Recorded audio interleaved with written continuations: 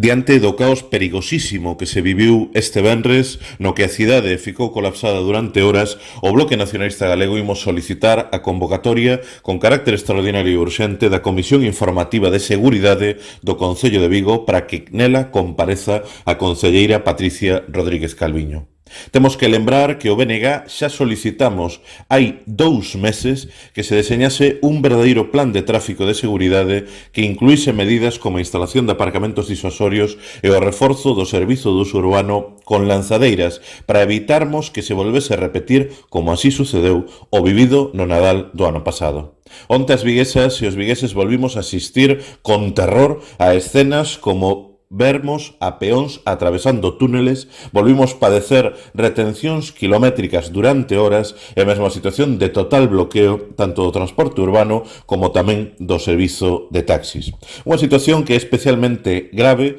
porque o vivido onte non se trata dunha situación sobrevida ou inesperada. É algo provocado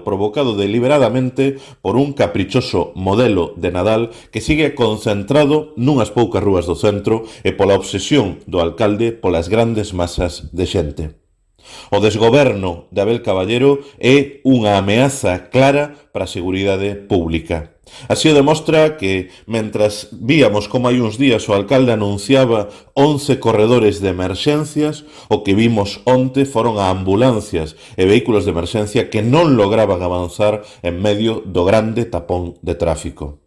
Temos, ademais, dende o BNG que cuestionar abertamente o operativo de control de accesos nos que se puido ver a persoal voluntario de protección civil e de outras entidades privadas dirixindo o tráfico sen a capacitación necesaria e sen a supervisión da policía local. É de tolos, é verdadeiramente irresponsável pensar que dando un pito e un chaleco reflectante se pode ordenar un colapso de tráfico dese tamaño. É por iso que dende o BNG temos que exixir a revisión urxente, a modificación urxente das previsións en materia de tráfico e de seguridade unha vez confirmado o rotundo fracaso das aplicadas até agora. Hai que actuar para evitarmos que o Nadal se converta nunha agonía de 6 semanas que faga a cidade intransitável, inhabitável, pero que é máis preocupante, que faga a nosa cidade un lugar inseguro.